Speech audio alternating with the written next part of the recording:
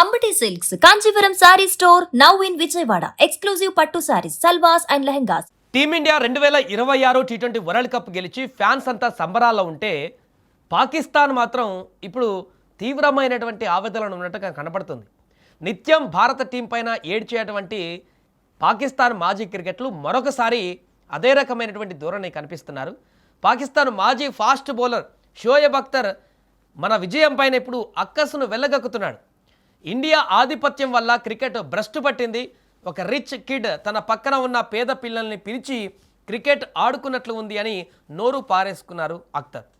అంతేకాదు క్రికెట్ బాగుపడాలంటే ఫైనల్లో న్యూజిలాండ్ గెలిస్తే బాగుండేదంటూ తన అక్కసును వెళ్ళగెక్కాడు షోయబ్ అఖ్తర్.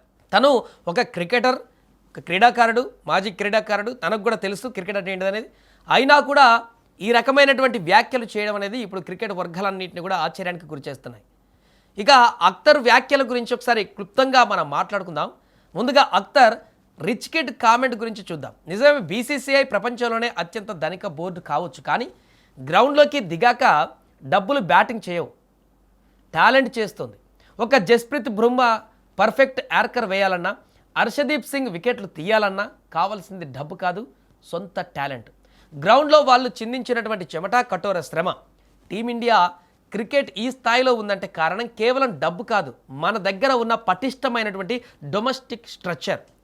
రంజీ ట్రోఫీలు, ఐపీఎల్ ద్వారా ఎంతోమంది ప్రతిభావంతులైనటువంటి ఆటగాళ్ళు అట్టడుగు స్థాయి నుంచి బయటకు వస్తున్నారు. మరి పీసీబీ ఏం చేస్తుంది? పీసీబీలో ఉన్నటువంటి లోపాలను ఎత్తి పొడుస్తూ మీ తోటి క్రికెటర్లు, షోయబ్ అఖ్తర్ మీ తోటి క్రికెటర్లు, మాజీ క్రికెటర్లు చెప్తున్నారు భారత్కి పాకిస్తాన్కి తేడా ఇదే. పాకిస్తాన్ క్రికెట్ బోర్డులో రాజకీయాలు ఎక్కువైపోయాయి. ఇక్కడ లోకల్ టాలెంట్ని గుర్తించేటువంటి ప్రోత్సాహం ఉండదు. ఎందుకంటే ఇప్పుడు ఓడిపోయినందుకే మీ జట్టు సభ్యులకు ఫైన్ వేసి శిక్షించేటువంటి పరిస్థితి మీ దగ్గర ఉంది. అంటే క్రీడాకారులను చూసుకునేటువంటి విధానం మీద అలాగుంది కాబట్టి కింద ఉన్నటువంటి క్రీడాకారులను పైకి తీసుకొచ్చేటువంటి అది లేదు కాబట్టి మీ దగ్గర మీ క్రికెట్ అలా తయారైంది. టాలెంట్ ఉన్నా సానబెట్టే సిస్టమ్ లేక పాకిస్తాన్ క్రికెట్ నాశనం అవుతుంది.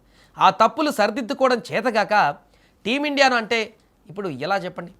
ఇక అఖ్తర్ అన్నటువంటి మరో మాట ఏంటంటే క్రికెట్ మంచి కోసం న్యూజిలాండ్ గెలవాలి అంటే టీమిండియా గెలిస్తే క్రికెట్కి చెడు జరిగినట్లా?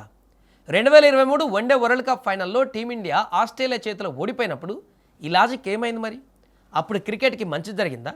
2024 ఆ తర్వాత ఇప్పుడు 2026లో టీమిండియా వరల్డ్ కప్ గెలిచిందంటే దానికి కారణం వాళ్ళు ఆధిపత్యం కాదు, వాళ్ళ నిలకడ, ఆట అద్భుతంగా కొనసాగుతున్నటువంటి ఫామ్. ఎన్నో ఓటముల నుంచి పాఠాలు నేర్చుకొని కష్టపడి ఆడి గెలిస్తే దాన్ని ఆధిపత్యం అని ఏడవడం మానేసి అసలు పాకిస్తాన్ టీం ఎందుకు క్వాలిఫై అవ్వలేకపోయిందో, అసలు ఇండియా మీద ఎందుకు గెలవలేకపోతుందో పాకిస్తాన్, అది ఆలోచించాలి. ఎందుకు చెతకిల పడిందో ఆలోచించుకుంటే మంచిది. ఆ దేశానికి ఓ మాజీ ప్లేయర్గా మీ టీంను బిల్డ్ చేయండి ఫస్ట్. అప్పుడు మీరు కూడా రాబోయే రోజులలో విజయాలు సాధించవచ్చు. అంతేకాని గెలవలేక మంగళవారం అంటే కుదిరేటువంటి పరిస్థితి లేదు. అందుకని మొదటి నుంచి కూడా పాకిస్తాన్ క్రికెటర్లు ఎట్లా అంటే మీ ఓడిపోయినా పర్వాలేదు కానీ ఇండియా గెలవద్దు, వీళ్ళ మనస్తత్వం అది. అంటే మనం కింద పడ్డా పర్వాలేదు కానీ మనకు ఎదురుగా ఉన్నటువంటి ఈ టీమిండియా మాత్రం ముందుకెళ్ళొద్దు. ఈ అక్కసు ఆ యొక్క గ్లజ్ అనేదే మీ దేశాన్ని ఇప్పటికి సర్వనాశనం చేస్తుంది. ఒక మంచి జరిగితే మంచి మాట్లాడాలి, చెడు జరిగితే చెడే మాట్లాడాలి.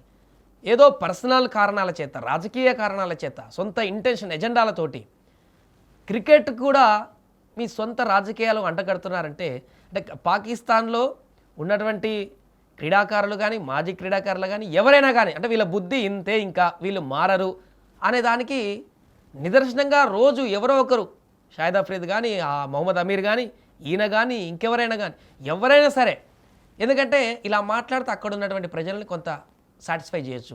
ఇండియన్ తిడితే లేకుంటే టీమిండియన్ తిడితే అక్కడ ఉన్న లోకల్ పీపుల్ని కొంత సాటిస్ఫై చేయొచ్చు, వాళ్ళ స్వలబ్ధి కోసం అంతే. ఆ కారణాల చేత ఆయన ఒక మాజీ ఇంటర్నేషనల్ క్రికెటర్, అద్భుతమైన బౌలర్ షోయబ్ అఖ్తర్.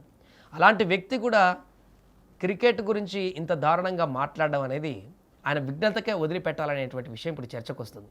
ఏదేమైనా షోయబ్ అఖ్తర్ మాట్లాడినటువంటి ఈ విషయం అయితే వైరల్ అవుతున్నాయి. అసలు షోయబ్ అఖ్తర్ లాంటి క్రీడాకారుడు కూడా ఇలా పడి ఏడవడం ఇండియా మీద అనేది క్రీడా అభిమానులకు ముఖ్యంగా జీర్ణించుకోలేనటువంటి విషయంగా మారింది.